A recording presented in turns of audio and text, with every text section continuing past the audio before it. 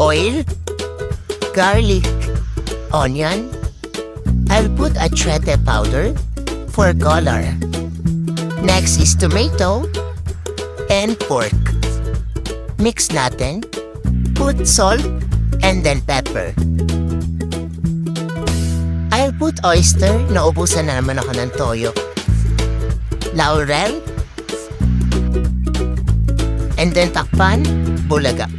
Add bell pepper, potatoes and carrots.